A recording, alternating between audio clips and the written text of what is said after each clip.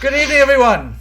We're back with another episode of Crit and Miss Out of the Abyss. I am joined, as always, by the absolute most amazing group of players that have ever been assembled in a single point in cyberspace. I am joined, of course, by Mark, who is just below me over here. Say hello, Mark. Hey, guys. I am joined, as always, by the what's a good descriptive word for Toby, guys? And Remy, keep it R-rated, buddy. None of those X-rated things. Nah, Toby's a stand-up guy. He's just great. He's just a great dude. All right, by the stand-up great dude, Toby. Hello. Say hello to everyone. Yeah, and of course we're joined as always, channel regular Grace. How are you, Grace? Always good. Always good. Always looking lovely with the cat ears on, the LED lights in them. Very nice. Outshining us all. Yeah, super cute. Always. Still haven't been able to, save up a bit of cash to get myself a pair of those, but I'll be there one day. I'll get there. They're cute. They're very good sound. Joined by the eloquent, last but not least, we're joined by the eloquent Remy. Remy, how are you doing, my friend? Surviving. Another day, another dollar. I can relate to that feeling. It has been a hell of a week. I have been covering for a good friend of mine while he is overseas. I've been mowing lawns all week. It's not as hot as it was a couple of weeks ago, but this is Townsville. When it's cold, it's boiling hot, and I've been out in the sun, and my ears, I forgot to put sunscreen on my ears, and my ears are sunburnt. Oh no. So these headphones aren't That's doing the me any worst. favors, but these drinks I've been having, they've been numbing the pain slightly. Guys, don't use alcohol to try and cover the pain. It never works. So don't listen to me. Drinking is bad. Drink water. I prepared a little quote for tonight's game. Let's see if I can bring that up, because I'm going to start every episode with the quote now. Just something I came up with last moment. Yeah, look at that. Everything's slowed down. Fantastic. Tonight's quote is, and I'm going to say the quote. I'm going to see if any of my players know where this quote comes from. How did I escape? With difficulty. How did I plan this moment? With pleasure. Guys, any guesses as to what where that quote comes from? Rambo? Not quite. Mark, what do you got for me? I got no idea, man. You got nothing? Nah. Just if you had to take a guess, if I had a gun to your head and said you have to choose, I have to make some type of guess, what would you say it is? I don't know. Some kind of action movie. I don't know. An action movie? All right. Well, yeah. I'll give you a little hint. It has been remade into a movie, I think, a couple of times. Toby, what do you think, man? I believe that was said by either Bert or Ernie. Bert or Ernie. Has been made into an action movie starring Rambo. Close, but not quite there. Remy, what do you think, man? The quote one more time? The quote one more... Oh, don't Google this.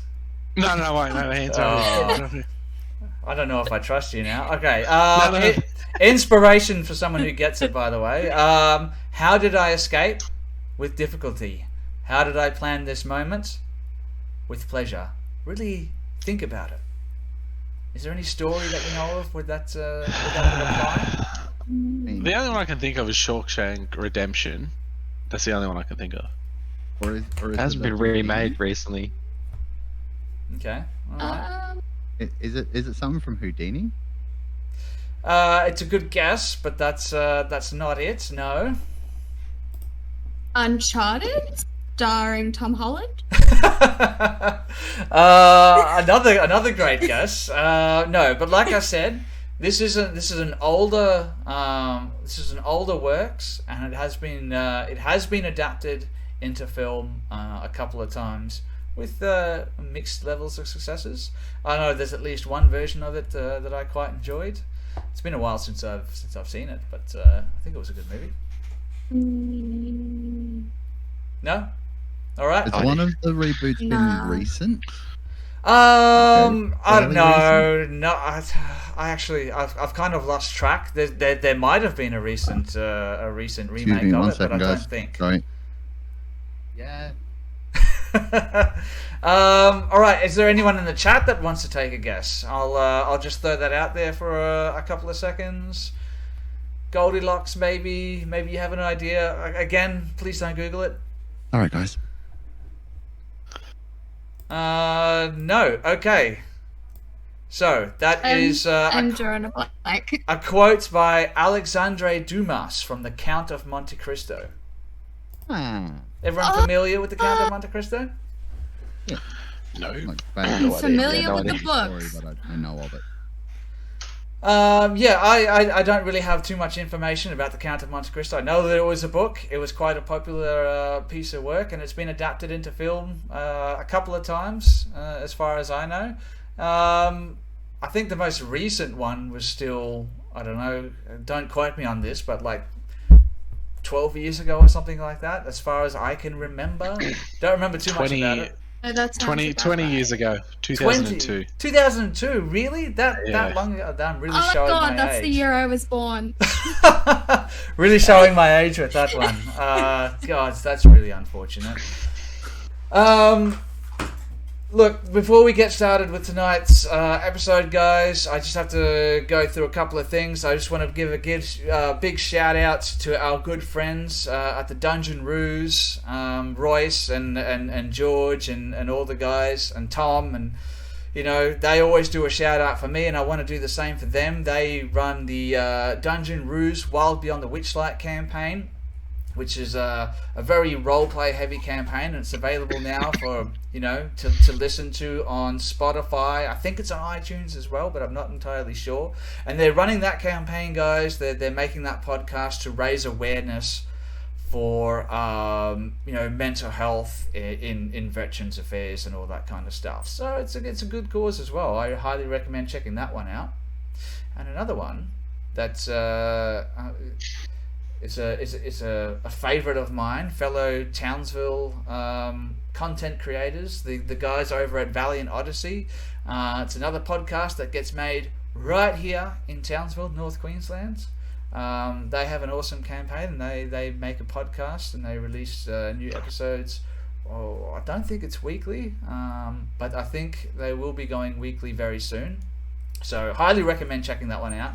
Great role players. I want to say thank you to the guys at Frost's Minis, the guys from Above VT2, which is the virtual tabletop that we use, guys. And I wanted to say a huge thank you to Christian from Hermes D&D Services, who you may have known from our previous stream of Amongst Shadows and Stone. But we're not here to listen to me talk. We're here to play a game. Or is it a game, or is it just an alternate reality? Sometimes it gets a little bit mixed up for me. Who remembers, where did we leave off in our previous episode, on episode 1? Who can give us a little bit of a rundown?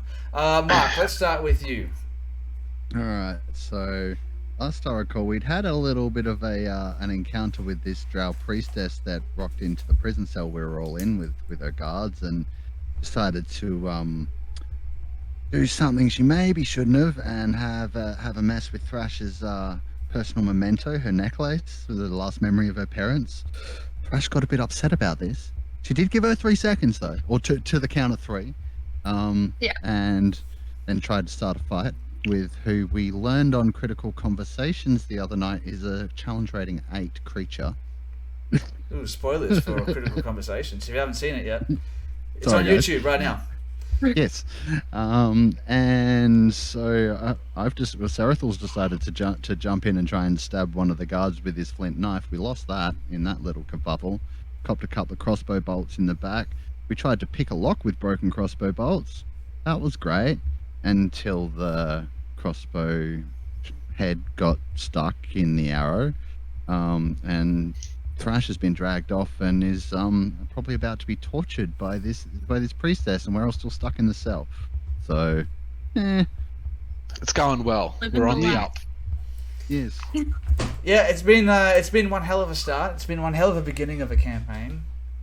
Can't say that I'm too surprised with with how things panned out. I could be accused of throwing out a lure there and seeing if a particular character would bite, and bite she did. So we had a little bit of fun, and you guys are in a bit of you're in dire straits. Prisoners of the Drow. Now you all have different reasons why you're here. We won't get too deep into that, but each and every one of you were caught by the Drow, taken prisoner, taken back to this prison cell. A few of you have been there for longer than others, but you're all in a similar situation. All of you except for Thrash. Now Thrash had a bit of a face-off with a high-ranking Drow priestess, it would seem, and she came on the receiving end of that face-off, unfortunately, and she was knocked unconscious and dragged out of the jail cell. Sarathel was left unconscious, but they healed him and was brought back to a stable condition. Thrash was taken off somewhere, who knows where, but you guys heard her screams as she was tortured to the point of unconsciousness, brought back to consciousness, only to be tortured once more. And while that was happening, someone had a fantastic idea, and that was to dig out one of the crossbow bolt heads from Sarathel's body, which I have to admit it was a great play. It put me on the spot as a DM. And Ingenious. Yeah, no, I mean, I never said that they took the crossbow bolts. Didn't feel a thing. So I did a little roll to see if they left them there, and it turns out they did. And you guys lucked out, managed to dig this crossbow bolt's head out of his wound without encountering any further complications. And I believe it was Lady Aethera that tried to use it to pick the lock. Is that correct, or did someone else try and pick it? No, I attempt it. You did attempt it. I don't think any of us were very dexterous, so I thought it was going to be just a flat roll for all of us. So I had a crack at it. I was gonna say, is lockpicking really one of Lady Aethera's strong suits? Like, are you proficient with lockpicks, or? She's read about it. She's read about it. Okay, well, read all about it. Try to soak in that knowledge and then apply it practically. It didn't pan out so well, but look, there's always learning points in things we do. Yeah, I mean that's how you learn, right? You take that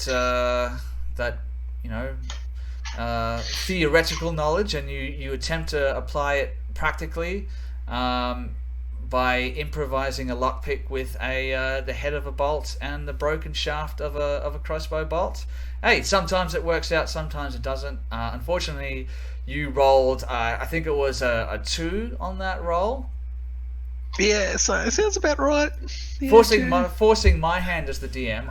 It was out of my hands. Okay, I had to make a complication because that's a little house rule that we have going for this campaign. If players fail a skill check by a certain degree, it will add a complication.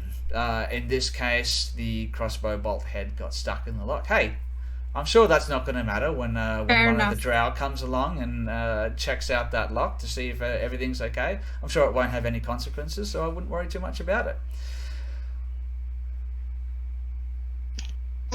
Maybe they'll all end up with the room with me. And we'll all just be in a big stuffy mess. I think I've done enough talking. Why don't we just dive straight in? Oh, I should mention, guys, unfortunately, due to illness, my co-DM couldn't make it tonight, so Hadrian will not be joining us. And that means that I'm going to have to roleplay approximately 7,621 different characters for tonight's session. So Let the descent to madness begin. bear with me as we dive Who's ready for the chaos? into the abyss. Alright, let's bring that up. And we'll change scenes once I get it to work. It already looks like it's slowing down significantly. And we want to go over here.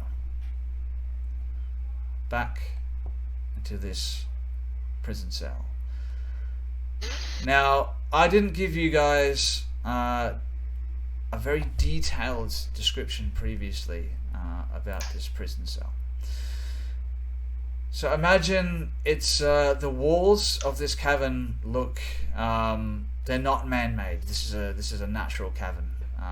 Maybe there's bits and pieces here or there where it's been widened or expanded upon, but this is a natural cavern. Dark stone surrounding you. A couple of descriptive words, I would say the atmosphere in this room is quiet but tense. The stone is covered in old cobwebs. It lines the walls, the ceilings. It's dim light, and the dim light is being emitted by what appears to be luminescent fungus suspended from the ceiling by those same cobwebs. Accompanying you in this prison are a number of other creatures. There is a Drow, which is kind of like a dwarf, not like an Australian Drow. For those watching here nationally, a Drow is something else entirely. There is a Quaggoth, which is like a large hulking blue-skinned creature, furry, kind of like a grey-blue Wookiee, as it were. There's a dwarven woman, red hair, stout. She seems to be more favourable towards you guys after your escape attempts. There are 3 deep gnomes, 2 of them with tufts of fur sticking out from sort of their jawline and neck, like sideburns that sort of keep to themselves in the corner of their cells. One of them is a bit more loud and outspoken, unusual for a deep gnome. And for those of you who have been in the cells for a bit longer, you know that he likes to make bets with the other prisoners. There's an orc who's kept mostly to himself. There's a drow there with you, not Sarathel, who's only a half drow. There's an actual full drow in there with you. There's what appears to be a humanoid mushroom. Think like a fungus with some arms and legs that sort of crouches in the corner and also keeps to itself for the most part. There's what appears to be a large, well not large, it's still quite short, but it's like almost like an amphibious fish like person. Yeah, and that's your fellow prisoners, guys. Where we last left off, I believe Thrash had been taken away. You guys don't know where she is. You'd attempted to pick the lock, and that's sort of where we left off. Who wants to pick it up from here? Yeah, just a few questions. Noise. Is it a quiet place? Is there a lot of noise? You know what? That's a great question. Why don't I play some music? See if it works. For those of you who have Sirenscape going at the moment.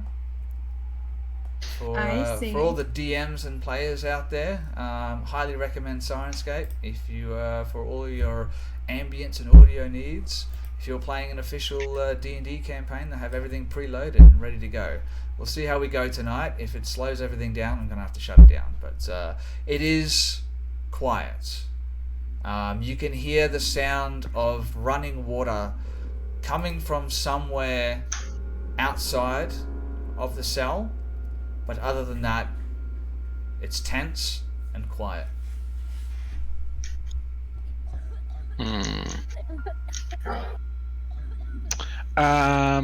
Is it like just like a stream? Is it a crashing water? Like, if I, let's say, kick down this cage here, is it gonna be echoed out? You know what? I'm not going to make you roll for that. I'd say it's fairly obvious. It's relatively quiet. If you want to have more information than that, you can make a perception check if you want, or I would allow an argument for a different check if you want to make a different check. 4. All right. I will tell you this much: if there's anyone nearby and you try and kick this door in, it's going to be loud enough for them to hear it. It's not loud enough to obscure loud sounds. Other than that, you're not sure.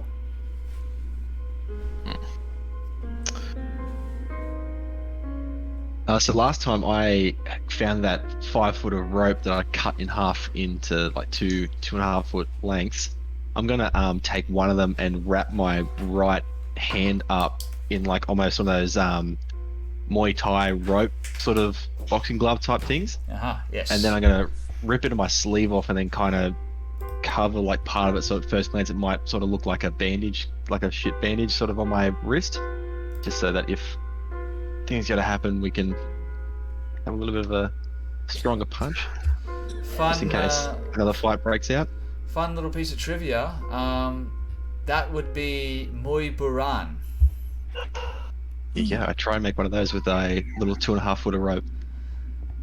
Alrighty. Yeah, you don't need to roll for that. You can get that piece of rope, and that was a silken rope, if I'm not mistaken, that you found. Yeah, it's probably not gonna be. Yeah, it's not gonna be the best, but look, it might hit my knuckles or stop my knuckles from getting too hurt anyway. So look, there's a plus. Yeah, I can dig it. Won't cut. Yep. You guys can see that happening. Also, one thing I will throw out there.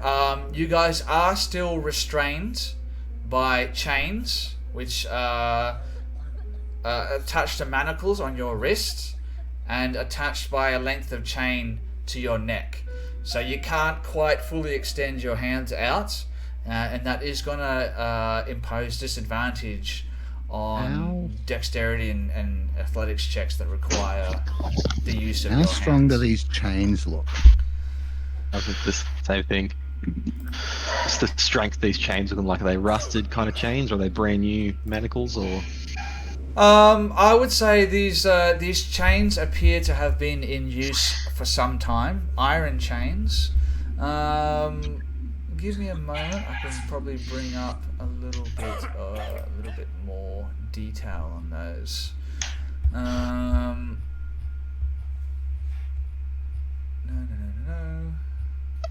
Oh man, where is it?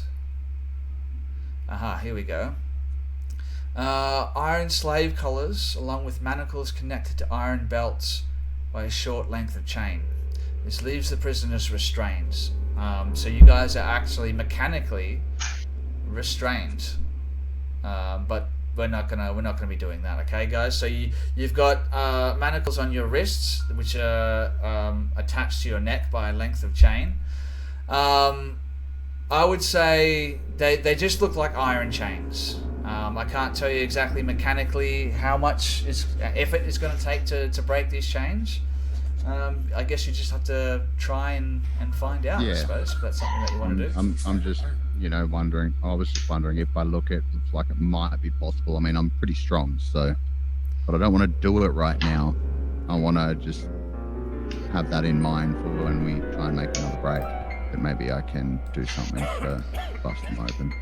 While here we go, BTC, slowed right down again. Woohoo! While Perseus is wrapping his hands, the dwarven woman approaches you, Perseus, and you as well, Lady Athera, and in a quiet tone, she's like, Are you planning to escape? Have you thought of something? Is there a way out? We need to get out of here. We need to find a way to get these chains off us first so we can make our escape a little bit easier. I'll start casting my eyes about as they're talking and see if I can spot any like decent sized rocks, like loose rocks that might be in the room. Yeah, you've only been here for a day, so why don't you roll? Me? Yeah. I've been here for 10. Oh, you've been here for 10. I thought. Yeah. Oh, Perseus was the last person to arrive. Sorry. Yep. You've been here for 10 days. No, there's no rocks of a sufficient size to be able to use as a weapon or a tool. You've been here for long enough. You've probably done these checks already. There's nothing here. It is. It could potentially be possible that you could slip out of the manacles. It could be potentially possible that you break the manacles. But at this point, you're highly limited.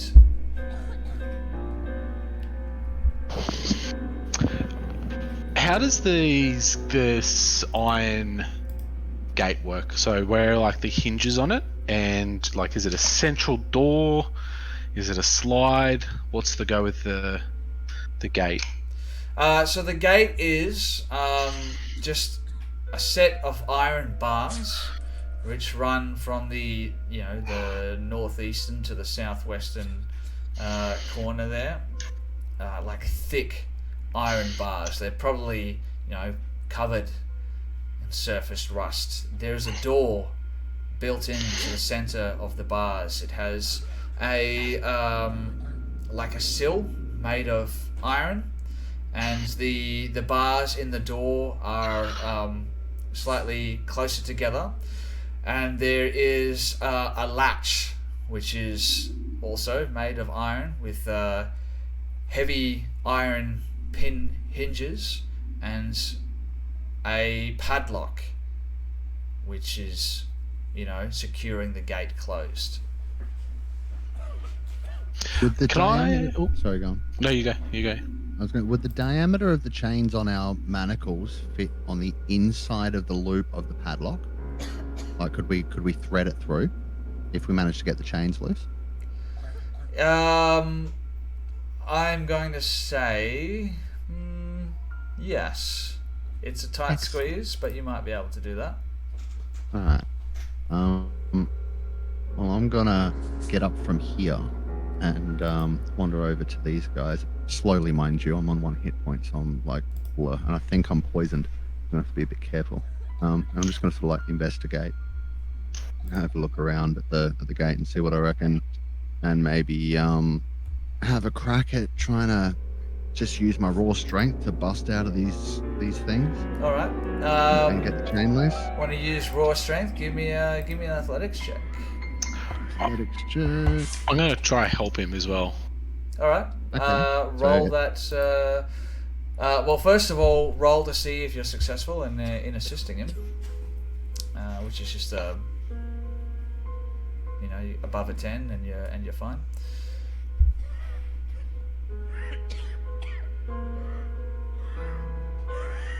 Who's rolling that?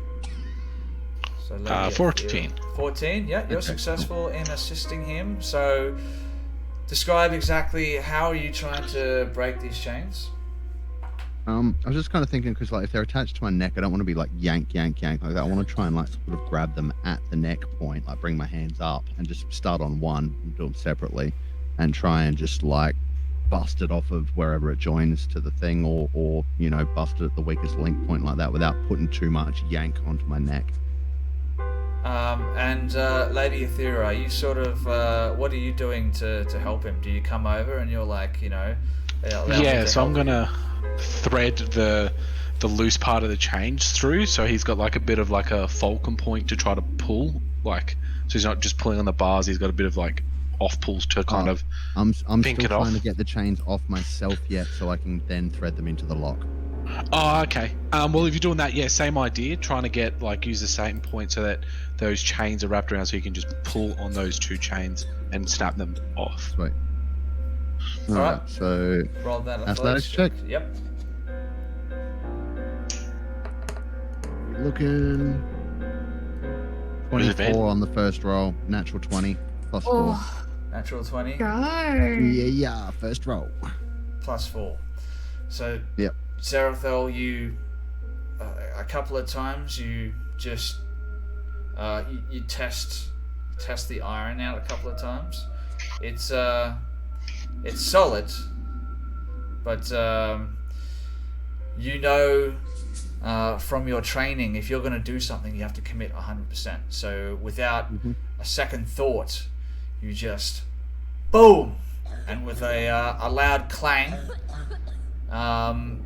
one of the chain links, it must have been the weakest link in the chain, breaks free, and one of the shackles, one of the links, goes clattering along the floor, and you've successfully broken the manacles.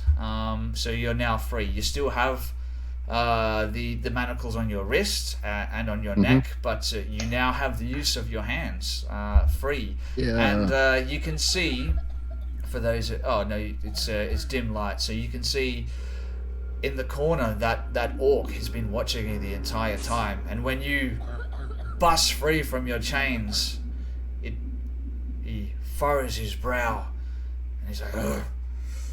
And he tries to do the same thing. He tries to break his chains as well. Let's have a look. I'm gonna go over and help him because I think like he'd be good to have on our team if I can try and. Is that chain free?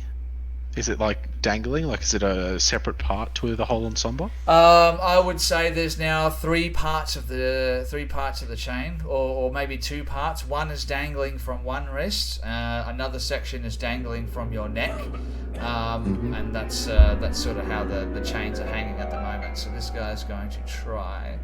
Let's see if he has any. No, he does not. All right. I'm gonna go over to him sort of slowly and just give him like a nod, and I'm gonna take that other 2-foot rope I have and like kind of thread it through his and do the same sort of thing they just did with my bit of rope and try and do it there, and then I'm gonna pull at the same time he's pulling, so we can go so two different ways and try and just help him out a little bit. All right. First thing I want you to do is actually I want you to roll a nice easy persuasion check, because as you start to walk towards him, he takes a step back. With Just kind of like raise my hands like posture. Yeah, I'll just sort of be like, come on, chill out, I'm just kind of here to help. It's 19 plus 2, 21. Oh my god. What a start to the night, ladies and gentlemen. We have a natural 20 and a natural 19. It's going well. Last session. So as you approach this orc, he takes a step back, putting his back up against the wall in sort of a defensive posture, and grinds his teeth and furrows his brow at you. Would you put your hands up? And you wait there for a second. You see his temperament start to relax, and he allows you to approach. And what do you do? Slowly pull out the rope. I slowly pull out the rope and then just slowly get closer and closer and start to feed it through the like point so I can get my hands kind of on it, and then give him the nod for then him to pull. And then looking down from his, large brow, he nods to you, and then with one last yank, he's going to attempt to break these chains. He rolls. Bear with me, everything's very slow. a 14 and what's that? A 9. So he yanks on the chain, and unfortunately, it doesn't quite seem to break free. There's no complications from that roll at this point, but he's attempted to break it, and you can actually see the manacles now starting to cut into his wrists as he starts to become agitated and try and pull on it more and more and more, and he's making a bit of a scene now, seemingly quite upset about the fact that Serathel managed to break his manacles so easy, and this orc wasn't able to do it. And all of a sudden his attention turns to you, Perseus, because you're standing right in front of him, and he's like, "This is your fault. You almost got us killed." He's getting quite upset. We'll turn around and be like, "I've been here for less than a day. What do you mean?" You, and you. And he points to everyone that's sort of in his immediate area. And he's like, "You tried to kill those Drow. You almost got us all killed. They'll kill us all. Don't you know how to think? We need to come up with an escape plan." And he's pulling on his chains, and he's trying to get into. Yeah, shush, calm. We're working on it. We'll get out of here. It's okay. I'm free now. We'll get you free. We'll get the others free. We'll bust the lockdown. We'll get out of here. What are you gonna do? What am I gonna do? Well, I'm already free.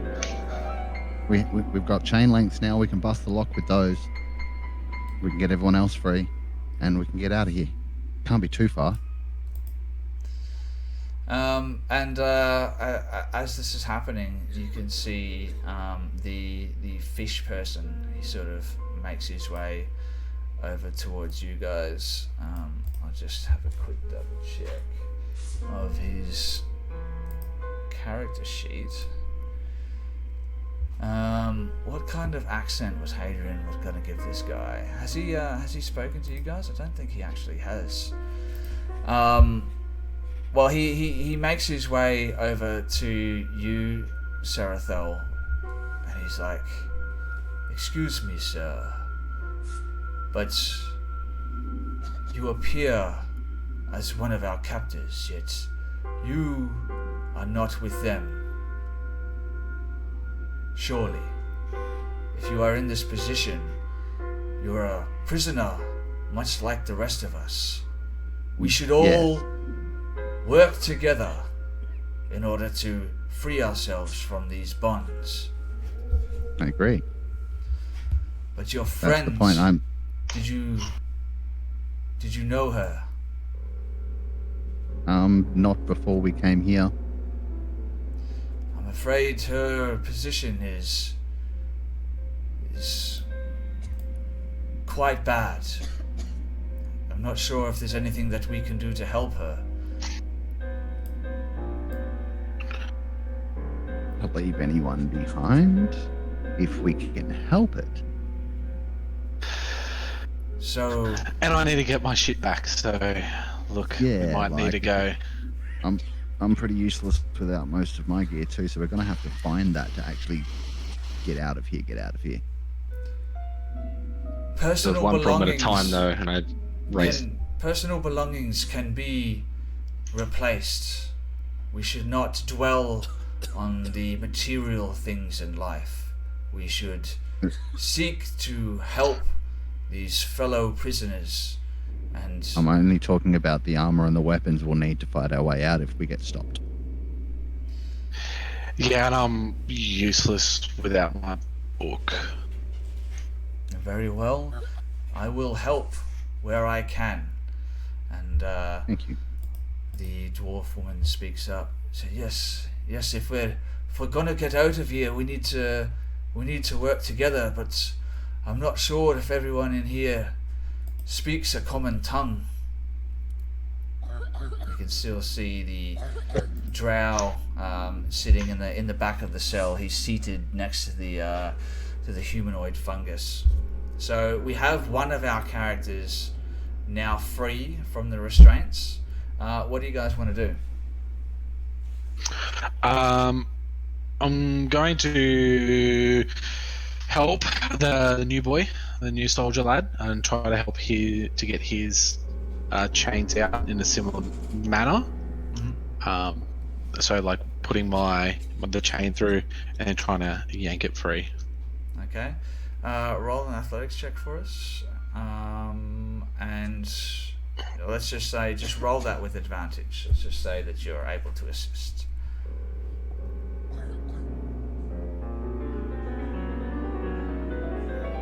That's it. Roll advantage.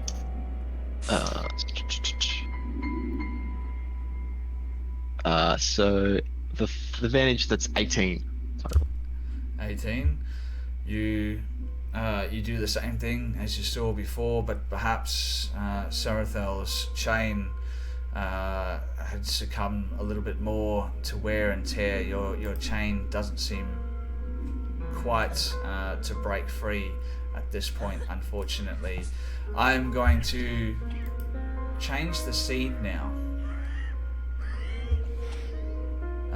When above VTT finally loads. And you'll have to give me a moment to zoom it in properly. Yep, that's all right.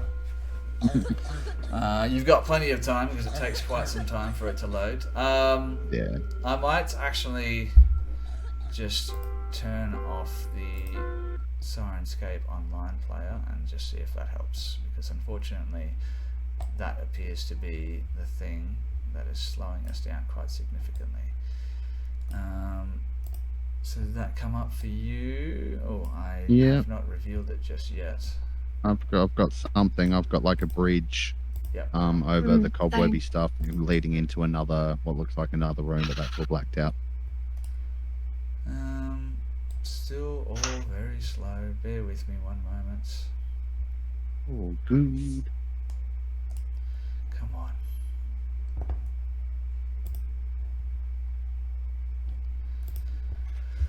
Oh boy, here we go again. Same old issues. Alright, there we go. Let me reveal to you what you can see Thrash the Troublesome. You find yourself in a circular chamber around about 30-35 feet across. You've been in this chamber, you're not sure how long you've been there. Now it could be hours, it could be days. You've lost track of time as you've lost consciousness and then been brought back to consciousness again, tortured until you've lost consciousness, only to be brought back and tortured once more. She hasn't been asking you any questions. Every time it's been the same woman, the one who confronted you in the cell. Now you are not quite alone in this chamber. I'll describe it to you a little bit better. Let's bring up my notes. They're usually quite slow, so I have to find a better way of doing this.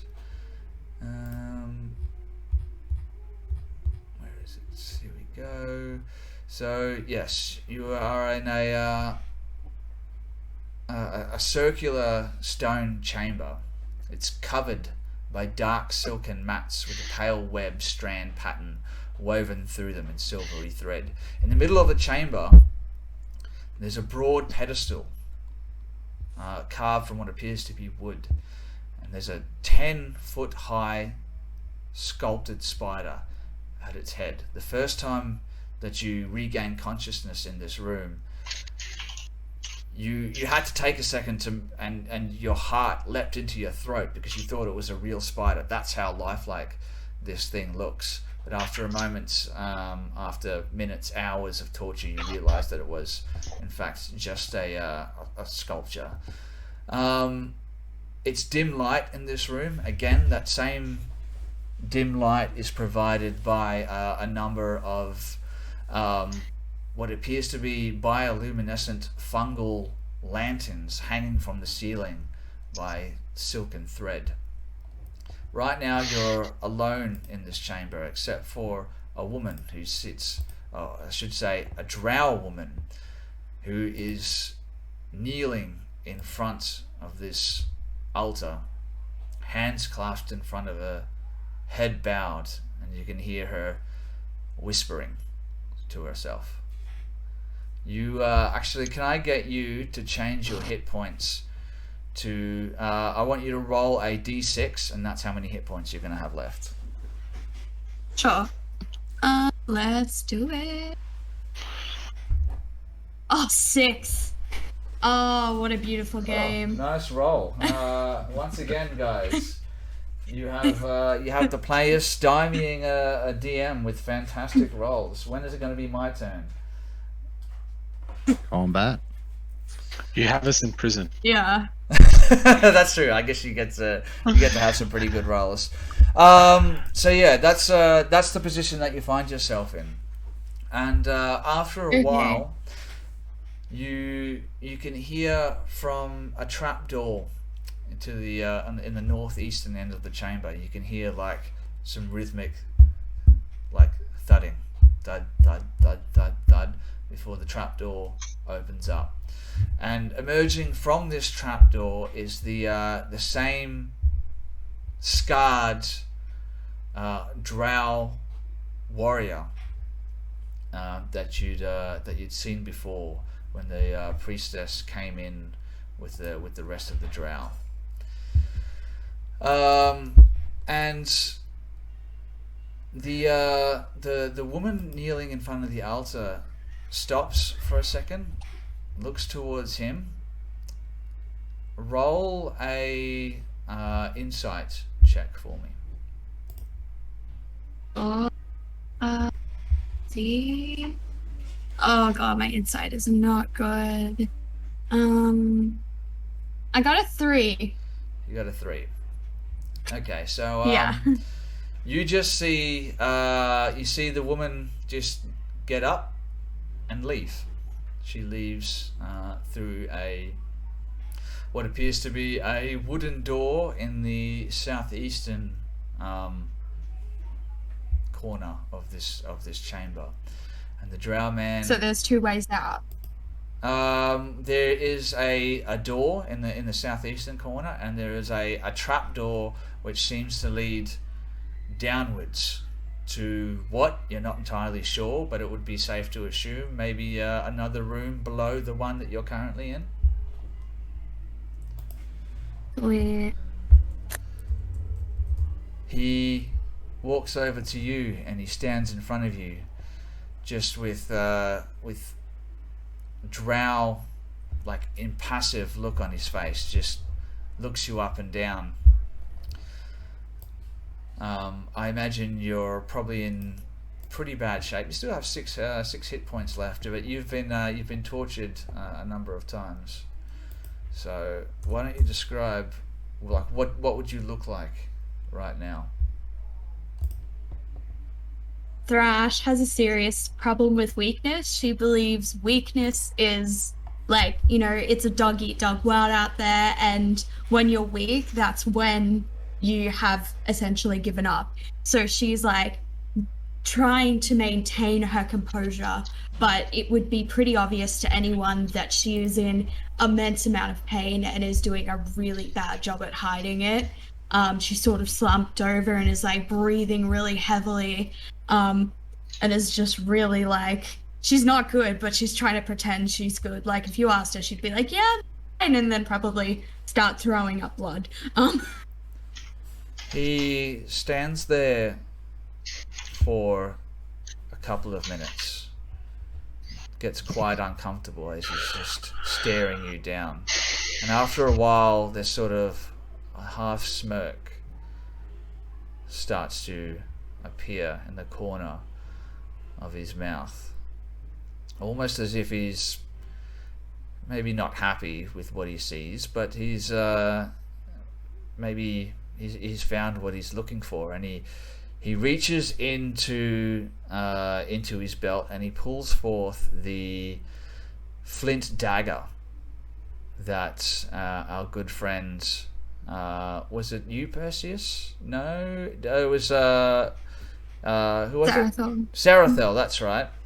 That Sarathel used to try and, stab the other Drow earlier on, and he holds it up, and he looks you dead in the eye while he's holding this flint dagger up to your face. He says, "You've got a strength in you."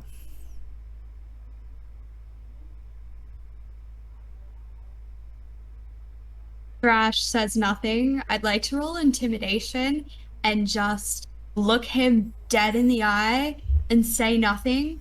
But like, if a look could kill, and if she could headbutt him, she probably would.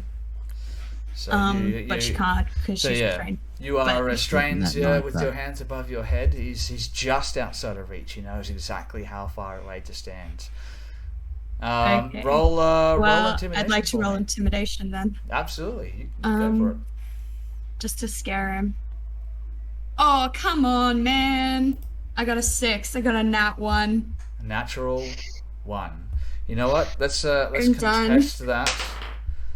All right. So he rolled a 6 plus whatever his wisdom is. There's not going to be a complication from that, but he doesn't seem to be intimidated by you. The impassiveness of his expression remains the same.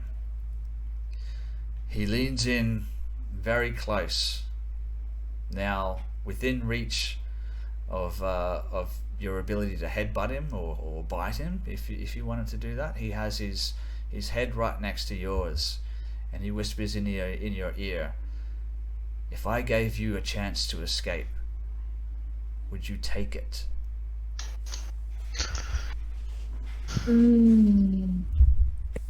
Thrash looks up at him. She's like, "You've caught my attention. Continue." He draws his head back, looks around, leans back in. He says, "You should learn subtlety, barbarian. The mistress has eyes and ears everywhere. Can you be subtle?" I will attempt to do so. You're going to have to do better than And- attempt if you want to leave this place alive. I will draw on my heritage to make myself cat-like and be very subtle. She doesn't know what to say. She's That's- like, "I'm a barbarian. I don't do subtle." That will have to do for now. Ah, yes. Subtlety is what will get you out of this place. If you're foolish, then you will die. She will make you a sacrifice to the Spider Queen. I will give you a chance to escape, but you will never leave here alive on your own. Do you understand? Yes. He drops the flint dagger on the floor, and you can see he has the keys that he used earlier to open the cell. He pulls out another set of keys from somewhere inside of his vest that he's wearing, and with his deformed hand that's missing 2 parts of his fingers, and pulls forth another set of keys and reaches up and unlocks the manacles, and he says, "You should wait here." And he looks behind him back towards the pile of cushions piled up in the northwestern end, and he looks back towards you and he says, There's dangers here that you're not aware of. Don't waste time. Free the others and get out of here. And if I see you or any of them, I will kill you." And he turns and goes to walk from the room. Before he leaves, I just sort of say, "Wait, friend," and then, my trust is not easily earned, but you have my respect, and just know I owe you a debt. And she says nothing more. You say this to him as he's just about to reach for the handle of the door, and he turns back towards you and he says, "I'm no friend of yours, and I will kill you, and the glory will be mine, and I will be..." And he cuts himself off before he says something that he doesn't want to say, and reaches back towards the door handle, opens the door, and walks out, closing it behind him as he leaves. As the door opens, you can hear the sounds of the waterfall as well, but that's all you can hear. What do you want to do? You're in this room. There is a trapdoor on the northeastern corner. There's a pile of cushions. There is the altar in the center of the room. There's a flint knife on the floor. And a flint knife on the floor. Yeah. Obviously, I pick up the flint knife.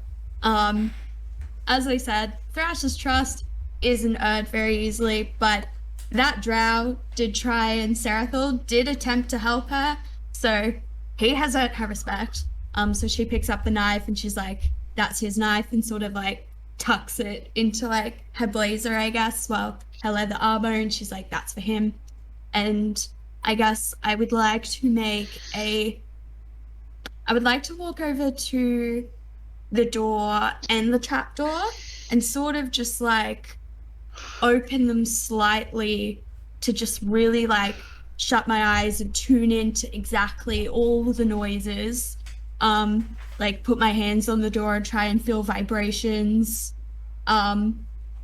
Maybe just to catch any clue, because obviously she cannot follow that Drow because he will kill her if he sees her again. So she just wants to see if that other door has any merit to it at all. Yep. Give me 1 second. So you to start off with, you're making your way over towards the front door where he just left from. Oh, the opposite one. The opposite one. So the trap door over there. Yeah. All right. Okay. Make a perception check for me if you're going to be checking that door to see what you can see. And I do get advantage since I'm a tabaxi. Keen senses and all of that. Well, read out keen senses to me. Do Is I? that just an advantage on I perception will checks? have to find.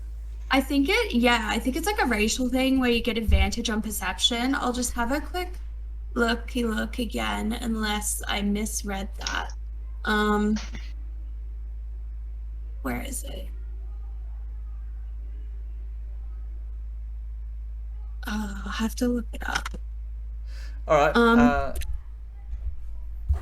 Yeah, let's just forget it for now, and then I'll do some more research on it for next time. But I'll re-roll should be that. there. It shouldn't take us too long. I'll bring up the character sheet. I got an 18 on a flat perception. Okay, well, 18 is pretty good. As you start to make your way over to the trapdoor, actually, you can see one of the cushions. So there's a pile of cushions in the northwestern corner of this circular chamber. You see one of the cushions suddenly sort of tumble and fall down the pile to the bottom of the pile, and you stop. Okay. What do you want to do? You're still 5 feet away from that trapdoor. So obviously Thrash would like to continue to the trapdoor, but have her back against the wall so that she can't be ambushed, and take out that flint dagger and just sort of like have it out in front of her, like, find out, I guess. And she's staring at this pile of pillows, but she's just sort of slowly tracking towards this trapdoor. Okay. You're just moving towards it? Yep, but just cautiously. Just cautiously? Yeah, no problem at all. Just cautiously. As you make your way towards the more towards the north of the chamber, you see another pillow suddenly fall from the top of the pile, and you see maybe like a limb sort of push out from the pile, and then another limb push out as another 3 or 4 of the cushions sort of come tumbling out, and then rising up with cushions still sort of on its back and tumbling off it as it rises up from this pile of cushions is and I'll show it to you in 1 second. Oh god. I'm so scared. Run, Grace, run. I looked it up and I don't have advantage, I just have proficiency on perception and stealth. Okay, so just oh my keep god, that mind. is huge. Is a huge spider, or for D&D technical rules, a large spider, but it's called a giant spider. And I'll send that. I'm gonna cry. I'll send that through the log. Hey, I feel like I gave enough information. No, you threw me a bone there, like. I think 2 choices: kill it with fire or run like hell. So yeah, Dash is dashing for that trapdoor, and she would like to use dash. In fact, so Tabaxi can double their movement speed. And I know you're not a fan of that, but I would like to leave with fire. So just send that one to the game log. So yeah, you see this thing as it starts to rise out of this pile of cushions, and cushions are like tumbling down into this pile and rolling down to the floor as this giant spider makes its presence known, rising from these cushions, and it sort of turns to face you. And as it does so, you turn and dash towards the door. You find the door is still unlocked, unsecured, so you're able to quickly make your exit out of there. I'm not going to make you roll initiative for that one, but we're gonna change scenes. We're gonna go back to the cell. We're gonna find out what everyone else is doing while this is happening. So we're just gonna change scenes. When it comes around to, when it catches up, when the internet catches up, guys, internet in Australia, fix it. Or maybe I should just... I mean, for the country that invented Wi-Fi, we actually have one of the worst in the world, so... Yeah, look, I understand that there's reasons for that. We have, quite a large surface area to sort of cover. No, the reason is the Liberal National Party. Let's not get into politics. No, let's not. I don't want to get cancelled yet. Getting cancelled would make my life a hell of a lot easier, but let's at least make it to episode 3. Yeah, okay. So yeah, let's change scenes. We're back in the cell. It's quiet. It's tense. A couple of you, or how many people have actually broken their chains now? Is it just you, Sarathel, or did? I think so. Yeah, so I will allow another check for those who want to try and break their chains. Hell yeah, let's give it a crack. All right. Yeah, I'll definitely. I can try round 2 if I can. Are we helping each other? Yeah, I'll help if I need. I'm like really strong, so it might be useful. Yeah. Well, if you could assist me, that would be great, because I'm. Yeah. Or would you super like strong. to assist me to try and break your chains? That would be I'm great. Stronger. Yeah, I'll get on the other end as well. So that's fine. You can be the one to try and break someone else's chain, and they can be the one to assist you with doing that. I'm just gonna stand in the middle, like hands by my side, and just don't move at all, and be really still. All right. So do we need a roll to see if the assist works, or I'll just roll an No, athletics check for the first one, I'll allow it. Just roll your athletics check. All right. Well, I got a 19 on the first roll, and the total 19, and then a 12 on the second. A 19 is fairly close. So I'm gonna give you an option. I will allow it, but there will be something that happens. It's up to you. As a response. I'm gonna leave that up to you, Remy. What do you reckon? You're the one that's probably gonna cop it if something goes wrong. Yeah, let's cop it. Let's Alright. cop it. I've only got 8 HP, so what's the worst that can happen? You've got more than me. What's the worst that could happen? You could end up in a room all by yourself with a giant spider. That's the worst that could happen. Yeah, No, it's have not. fun with that. I'm speaking from experience. All right. So do we bust you out? yeah, I'm gonna say you guys are all in there now, and the rest of the cellmates have seen what you guys are doing, and they're all sort of doing the same thing. The Quaggoth and the Orc are sort of helping the others. They're sort of taking you guys lead on this one, and they're breaking their chains, and you know you've got something going on here, but you guys are making a hell of a lot of noise. And Perseus, you break your chain and you watch as this link shoots free from the sudden pressure, and it clatters along the ground, dink dink dink dink dink, in between the bars, and it bumps up against the boot of a drow standing by the bars. No one had noticed because they were too busy breaking their chains, and he's holding like a couple of buckets of slop, which you guys get fed every night. And the link sort of hits him in the boot, and he looks down and he looks back up, and he's like, "What's the meaning of this? What's going on here?" What do It you do? fell off.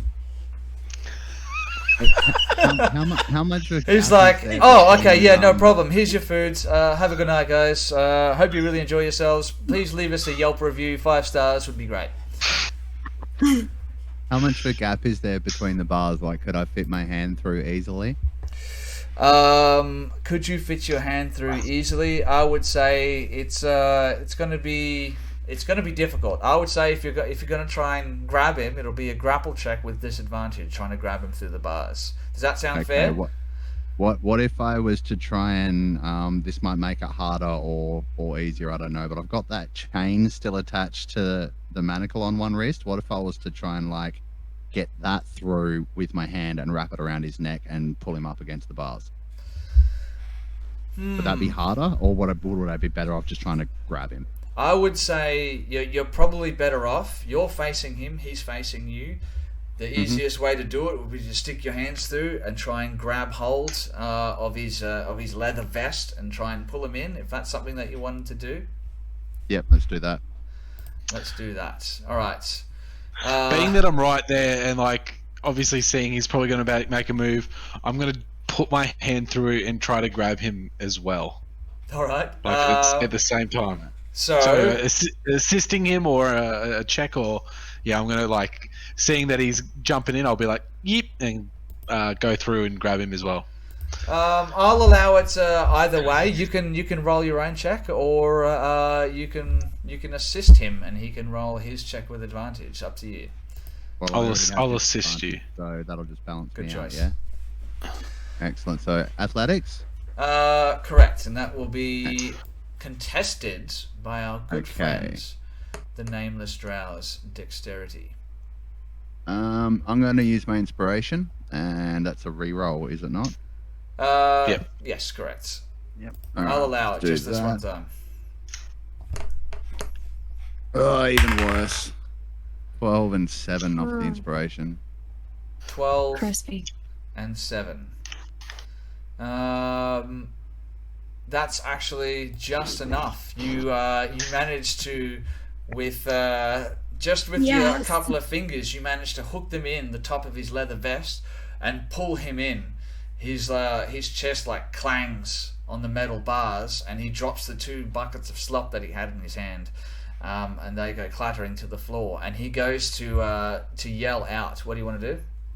I want to grab the chain and like go to wrap it around. So the loose chain from his broken manacles, and wrap it around his head, and then like full body pull like around his neck, like using my knees up against the bars and try to silence him permanently.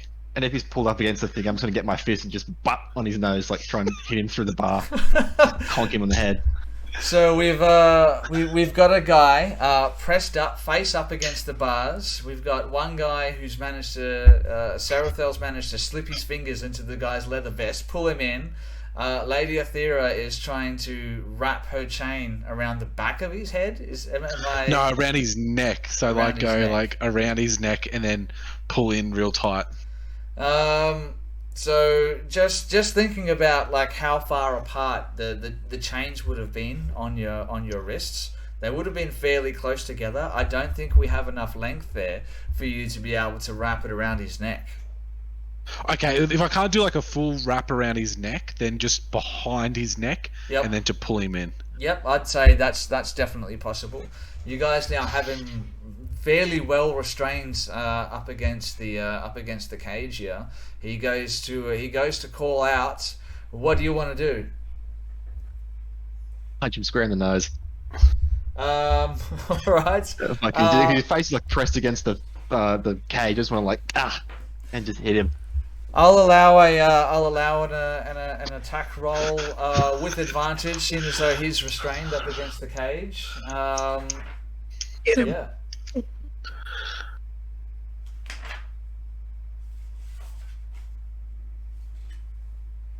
19 plus 6, 25. Yes! This is what we like to see. Alrighty.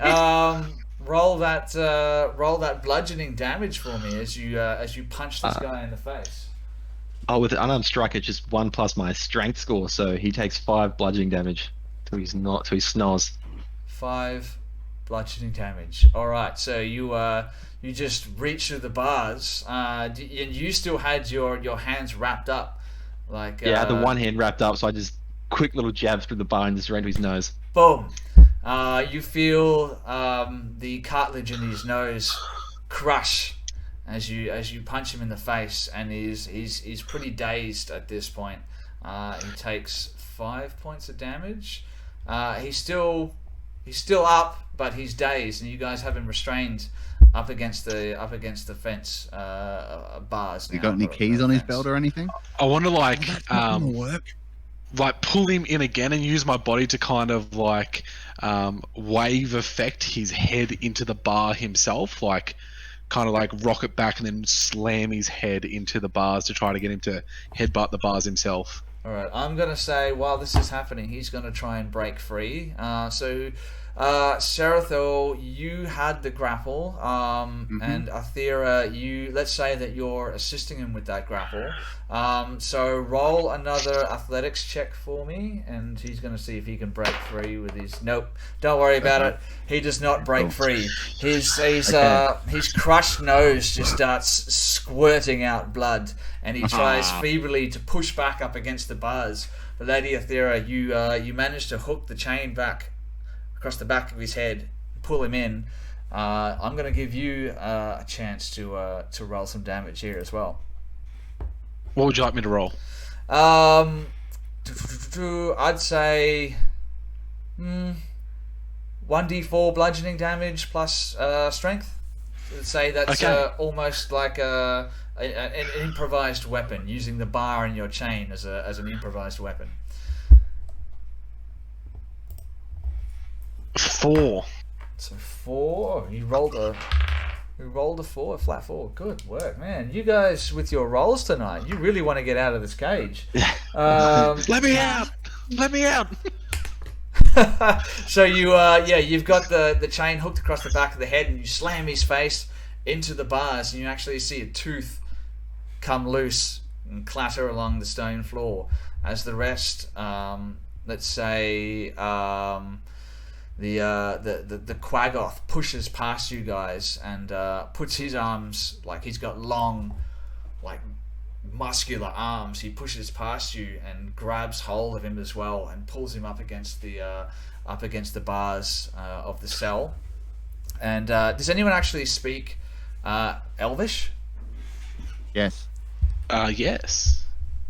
You can hear this guy say in Elvish, but like a very urbane sort of, like, I don't really know how to describe it, like a very bogan form of Elvish. He says, hold him, see if he has a key.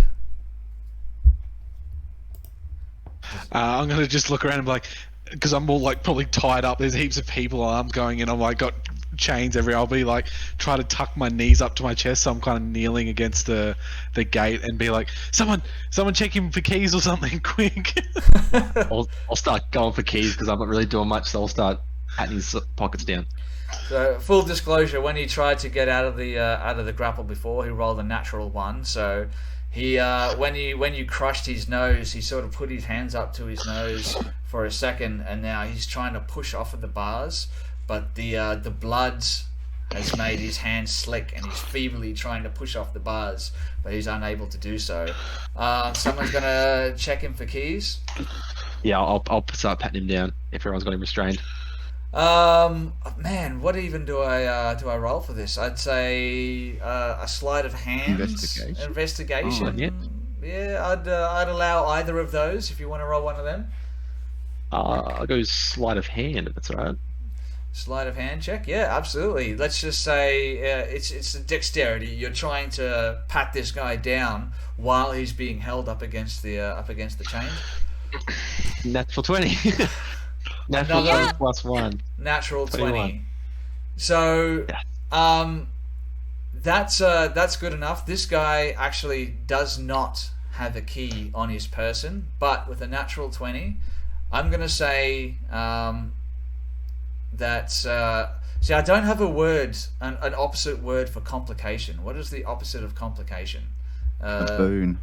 A boon, yeah. That's Extreme what I thought. success. Yeah, I'd say that's a full success, and I'm going to give you something a little bit extra. You don't find a key on this guy, but you do pull free a dagger from his belt. Nice. Right. Yep. A key's not going to be much good to us anyway, though. There's a freaking crossbow bolt head stuck in the lock. I don't know who did that. Yeah. Oops. We're going to have to break that lock, but at least we have a weapon now. Kill him. Finish him. Cut his throat. Yeah, if I can, do I'm it. gonna like put my hand over his mouth as everyone's got him grappled and just straight through his like neck with the dagger. All right, I'm going to give him one last opportunity to try and break free from this, and I'm Sarathel, do you want to roll that athletics with Contested advantage one more grapple, yeah. time? And With advantage? With Sure. advantage. Don't. Never mind. One. Never mind. Did he roll a 1 again? Because I didn't roll very high on the first one. Yeah, unless you rolled worse than a 3. Yeah, you've Yeah, made it. nah. He He's rolled not a going second anywhere. natural 1. I got a 7 and a 20 So- totals. Yeah, I'm gonna say at this point this guy is he's open to a coup de grace if you wish to do so. With 2 natural 1s in a row, this guy is at your mercy. He had gone. Yeah, I'll just hand over the mouse, doesn't scream, and then just shove the dagger straight into his neck, or attempt to. No, I'm gonna allow it. That's gonna happen. As you slide the dagger into the neck of this drow, just slowly. He tries to hold your wrist, and it's like one of those, very violent action movies, and the dagger slowly enters into his neck, and Yeah, it's got one hand over the mouth and just slowly pushing it deeper and deeper. slowly pushing it in, and it digs in deeper and deeper. You can see his eyes go wide for a second, and he shudders, and then goes limp, with the three of you now just holding his body up against the cage. I'm letting him go and going straight for that lock. Alright, let me take away this gentleman's health so that we all know that he is in fact perished. Alright, current health points. Let's Just say... thought I should check. Now, I have the poisoned effect, don't I? Yes. So, Correct. I should have been at disadvantage for all of the ability checks I've been making so far.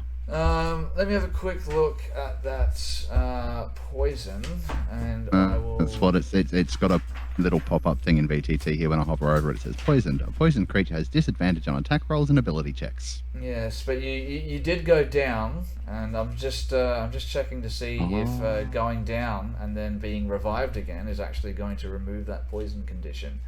No.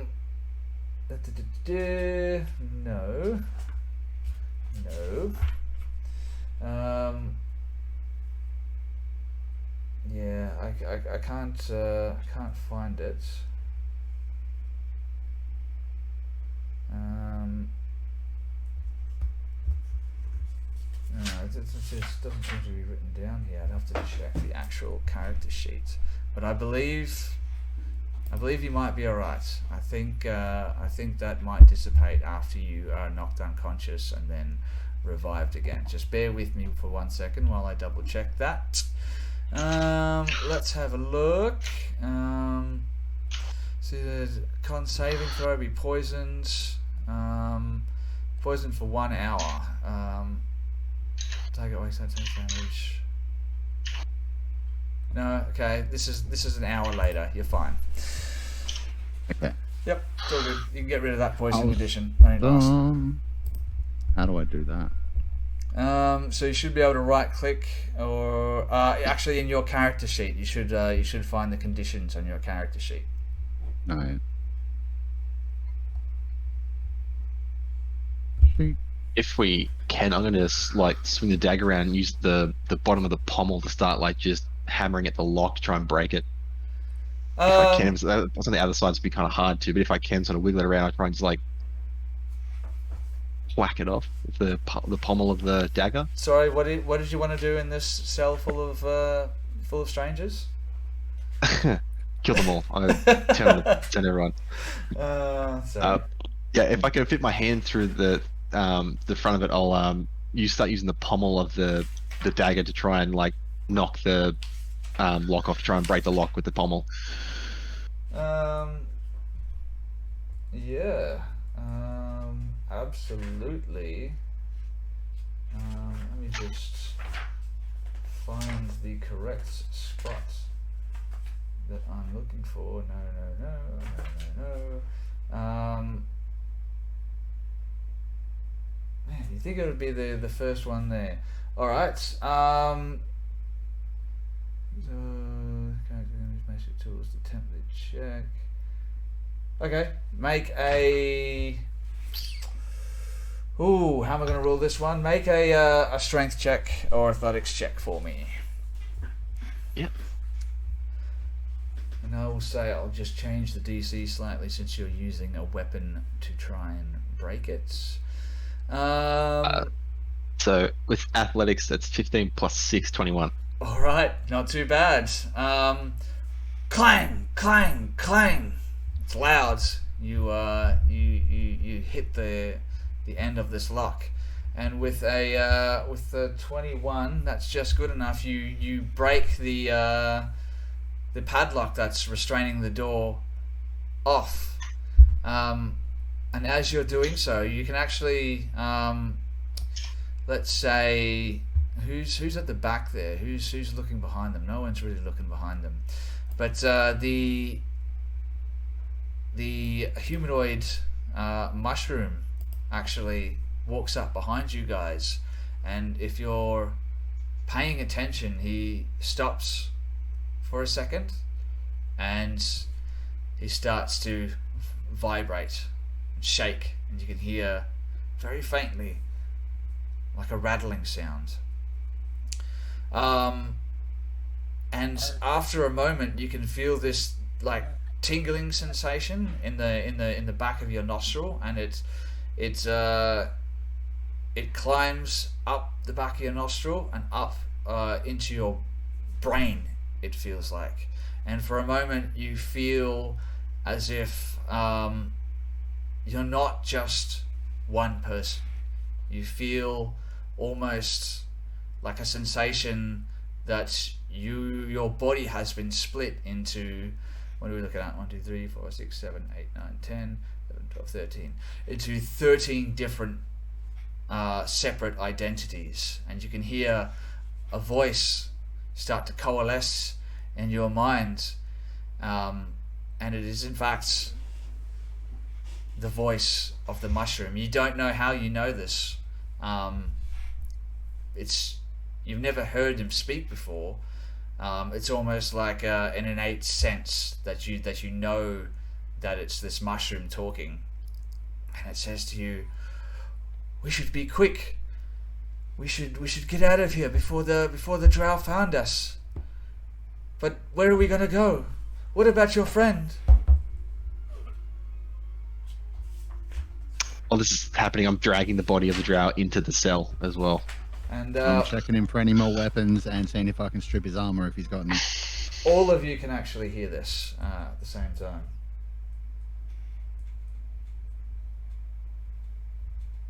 As I'm dragging the Drow's dead body into the cell, I'm just gonna say, who's been here the longest? Who knows where their potential exit would be, or way out? Actually, yeah, I've been here for 8. I need to get my shit.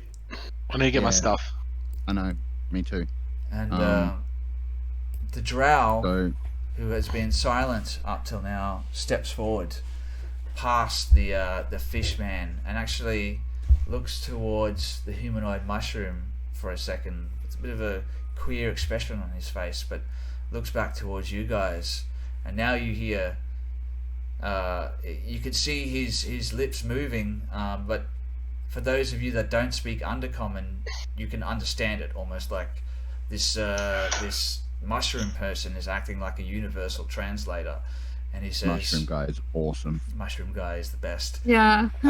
He says to all of you collectively, "We should free ourselves from this place. They will find us and ship us to Mensa Berenzan. But if we get out of here, we should..." He looks back towards the mushroom for a second, back towards you. "We should go to Neverlight Grove. Yes, there's an exit to the west of where we are now, but first we must make our way to the cavern floor. It won't be easy. We are 100 feet up. Perhaps if we jump down into the webbing, and from the webbing down into the water, we can make our escape." Can I do like an insight check on this Drow just to see like if he's not like, maybe one of the Drow guards like undercover just trying to fuck us here in this moment? Yeah, go for it. Yeah, see if he's on the up and up.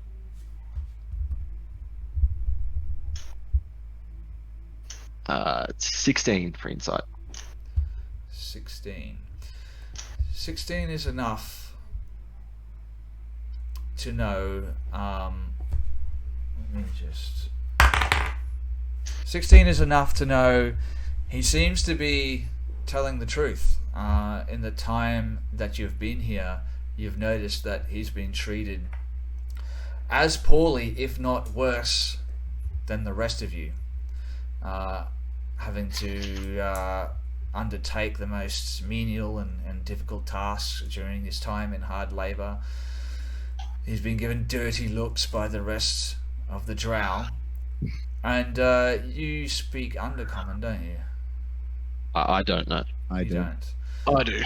So those of you who do speak Undercommon, you may have heard the other Drow refer to him as murderer. And while you're looking at him as he speaks, trying to get a sense of whether or not he's telling the truth, even though you feel like he's telling the truth and he wants to get out of here as much as anyone else does, you can see almost a twitch and a twitch of the neck, and he looks over towards the mushroom and back towards you guys. And the small humanoid mushroom pipes up. And he says, "Yes, yes, my name is Stool. I agree. To Neverlight Grove, we can find sanctuary. They will keep us safe there." Right, that sounds like a good plan, but we at least need to see if we can spot Thrash on the way out and get her out too, and find our gear.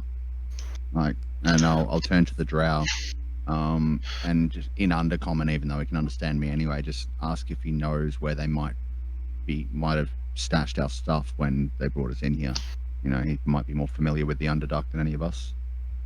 He looks at you, pushes past you, and he looks straight out the bars. And across from the bars, there's a ledge, and the ledge has a 5-foot wide rope bridge that extends out over what appears to be a drop off. And at the end of the rope bridge, there appears to be a stalactite hanging from the ceiling of the cavern, with a door built into the side of it that ends where the rope bridge is. And he nods his head and points towards there. But he says, "We should leave. We shouldn't go there. We should just take what we have and leave. They'll never stop hunting us. We need to get as much of a head start as we can. The High Priestess will never take this lying down. She will hunt us to the ends of the world. We should go now." And he tries to push past the rest of you. Oh, well, I'm not going to stop him, but I'm going to check for our gear, because we need a fighting chance getting out of here. Yeah, agreed. And I am a wet rag if I don't have anything. Yeah, I'll got one for. Before I head off straight away, though, I want to check the guard guy that we've killed, and just see if I can find anything on him, like extra weapons, a health potion, maybe. Alrighty then.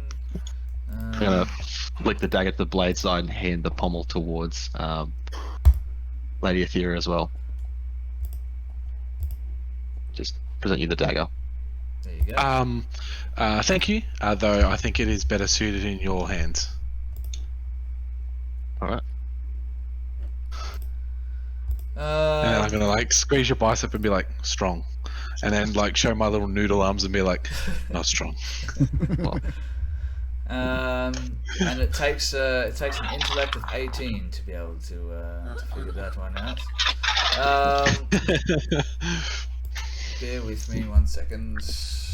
Oh, My internet has slowed down to a crawl again, unfortunately. just to back to Lady Aethera, like, can you cast spells when you don't have your book and stuff? Like, can you do your magic without your book? No, I need my book. Okay, are you good in a fist fight? Not without my book and stuff. I'll present the dagger again. Just hang on to it until we get to our stuff, because if we run into more of them, at least you'll be able to do something. I'm gonna grab it and then like twirl it in my hands and then like spin around and put it into my belt. That was probably a mistake. And then I'm gonna look out and see if any of the other Drow guards are reacting to this loud commotion we've made the last like couple minutes. that's a good call. Yeah, roll a perception check for me. It's probably with disadvantage because it's pretty dark in here and I am a human boy. Yes, Guessing? it'll definitely. It's. Are you listening or are you trying to look to see? More look to see if anyone's like sort of heard the noise and running towards us. Okay. So outside of the cell. Let me have a look. So I'll tell you what you see once you make your way outside of the cell. To your north, you can see there's a ledge with a number of stairs that leads slightly downwards. Right in front of you, you can see the 10-foot wide balcony that you're standing on. There's like 100-foot drop straight down to the cavern, to the floor of the cavern. Ahead of you, you can see the stalactite with the rope bridge. You can hear the waterfall coming from somewhere to the south. General features. But outside here is completely dark. So as a human, you can't actually see much of anything. Yeah, if I can't see, I'll just try and listen. And if it's pitch black, I'll just close my eyes and just try and listen for any like alarms going off or like footsteps. Yeah, so there's a dim light coming from inside the cell, but outside is completely dark. I will tell you what that Drow had on his person, and then we're going to switch scenes again. So, Right, do I need to roll a check or anything, or do I just find whatever he has? no, you can see quite clearly what he has on his person. He has he's wearing a chain shirt, as well as some common clothes. Obviously, he has a short sword on his person, and he has a Oink. small hand crossbow with 20 crossbow bolts, and a small vial of poison. And Okay. yes, that is what he had on his person. Nothing Well. else of value. Actually, I'll tell you what we'll do. Any spellcasting focuses? No, he does not have any spellcasting focuses, no. Damn. Well, I'm gonna offer the hand crossbow to anyone who might actually be a decent shot with it, because that's not me. Alright, who wants a crossbow? More of a sword melee kind of dude. I can use it, but I'm not the most dexterous. Yeah, like I've got nothing in my deck, so I mean I'll keep it if no one wants it, but you know it's another weapon, so Or maybe if someone else in this group looks like they've handled a crossbow before. yeah, like it doesn't have to be within the party. It can be one of the other captives. Then if any of them have got some decent skill with ranged weapons.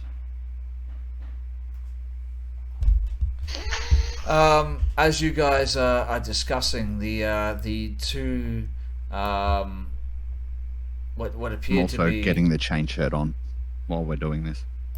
what appear to be twin deep gnomes sort of push past you guys as you're talking and make their way over towards the ledge, and you hear one of them say, come Topsy, let us make our escape. We should get out of here, get back to Blingdenstone. You ready? And they stand, both of them, at the edge of the balcony there, looking out over the edge, and you see the other one sort of hesitating. The one that was referred to as Topsy. He sort of looks down and he shakes his head and I can't see this. I think I'm supposed to. And the other one, apparently being able to understand exactly what they said, he's like, no. This is our only way to escape. Come on 3. 1, 2, 3. And one of the deep gnomes jumps over the edge, On your place. or goes to Oh, jump dear. over the edge. And at that, let's take a quick break, and we're going to come back and we're going to find out what becomes of that. What happens? Right. Well, that is all going on. All right, guys. We will be back in 5 to 10 minutes, something like that. Hopefully, not too long. So if you're watching, if you're joining us live, please stick with us. We'll be back shortly. If you're watching this on YouTube or listening back on Spotify, this will mark the point at which we transition over to part 2 of this episode. So it's going to be a lot shorter for you guys. So lucky you, and we will be back soon.